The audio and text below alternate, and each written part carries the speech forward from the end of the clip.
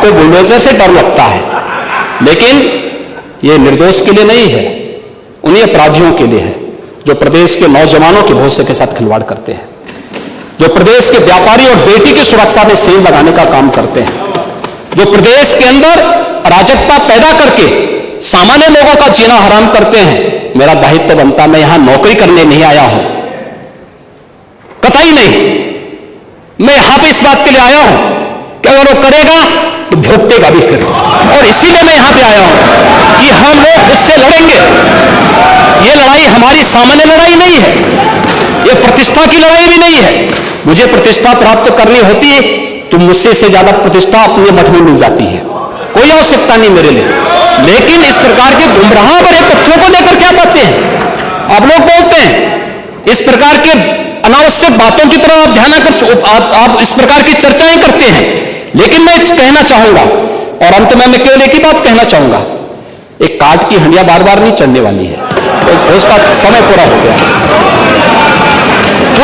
है, अब नहीं चलने वाला। कल की जो गोमती नगर की घटना है, उस घटना में भी हम लोगों ने जवाबदेही तय की है। उसके अपराधियों की सूची भी मेरे पास आई है। ये अपराधी हैं, पहला अपराधी है पवन यादव, दूसरा अपराधी मोहम्मद अरबाज। ये सद्भावना वाले लोग हैं, यानी सद्भावना, अब इनके लिए सद्भावना ट्रेन चलाएंगे, इनके लिए बुलेट ट्रेन चलेगी, चिंता मत करो। और उस बुलेट ट्रेन की तैयारी की जा रही है, और इसीलिए महिला सुरक्षा हमारे लिए सर्वोच्च महत्व रखता है।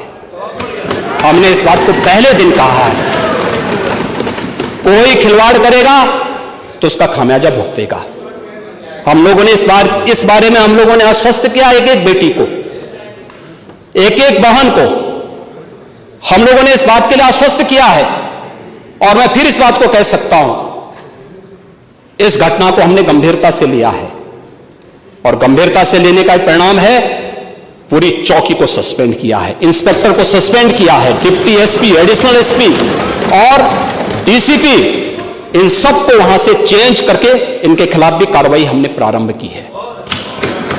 जो भी व्यक्ति प्रदेश के अंदर अराजकता और अव्यवस्था पैदा करने का प्रयास करेगा, मैं फिर कहूंगा, हम सबका सम्मान करेंगे, सबको सुरक्षा देंगे। लेकिन अगर किसी ने अव्यवस्था पैदा करने का प्रयास किया है तो फिर उसका भुक्तभोगी भी उसको बनना ही पड़ेगा। मैं यही आपसे भी कहूंगा कि आप अपने लोगों को भी इसके लिए तैयार करेंगे कि वे कानून का पालन करने की दिशा में आगे बढ़ेंगे, तो मुझे लगता है कि यह अच्छी दिशा में आगे बढ़ पाएगा।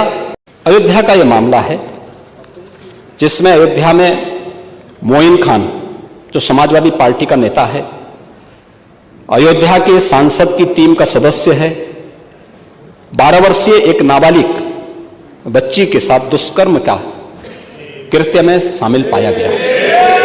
अभी तक समाजवादी पार्टी ने उसके खिलाफ कार्रवाई नहीं की है। मैं ये नहीं समझ पा रहा हूं कि ये सब क्या है। अब क्या ये कोई समाजवादी पार्टी ना बोले?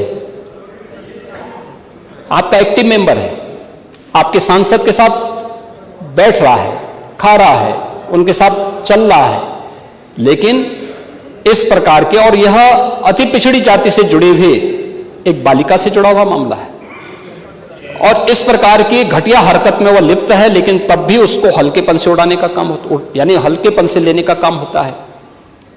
ये घटनाएं क्या दिखाती हैं? कल ही हरदोई में एक दुर्भाग्यपूर्ण घटना घटित हुई, और हरदोई में घटित दुर्घटना में भी बीरे उर्फ वीरेंद्र यादव इस समाजवादी पार्टी का पूर्व जिलाध्यक्ष है। अब देखो किस प्रकार के व्यक्ति को आप जिलाध्यक्ष बना रहे हैं। इस पे आईपीसी और सीआरपीसी की कोई ऐसी धारा नहीं जो इस पे लगी हो। 28 ऐसे मामले हैं, और ऐसे नहीं कि मामले 17 से 24 के बीच के हों। इस पे पहला अपराध दर्ज हुआ था 89 में, दूसरा है 91 में, तीसरा 91 में, चौथा 91 में, पांचवा 92 में, छठा 90 में, फिर 93 में, फिर 92, फिर एक इससे पहले 98। इससे पहले 90, इसके बाद 96, 2006, 2008, 2013 में तो आप ही की गवर्नमेंट थी, 2007, 2009, 2008, 2015 में भी आपकी सरकार थी, 2016 में 302 में भी यह व्यक्ति लिप्त रहा है, 302 की भी घटना में शामिल रहा है, 388 की घटना में भी यह व्यक्ति लिप्त रहा है। इसी प्रकार से 2016 में 302 के मामले में व्यक्ति लिप्त रहा है। 2002 में यूपी गुंडा अधिनियम के अंतर्गत इसके खिलाफ कार्रवाई हुई है।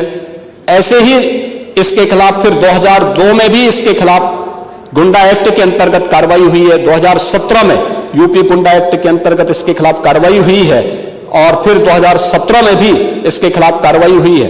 28 इस प्रकार के मामलों में व्यक्ति लिप्त है। समाजवादी पार्टी का पूर्व जिलाध्यक्ष है। कल एक अधिवक्ता की हत्या सरेआम इसके द्वारा करवाई गई है।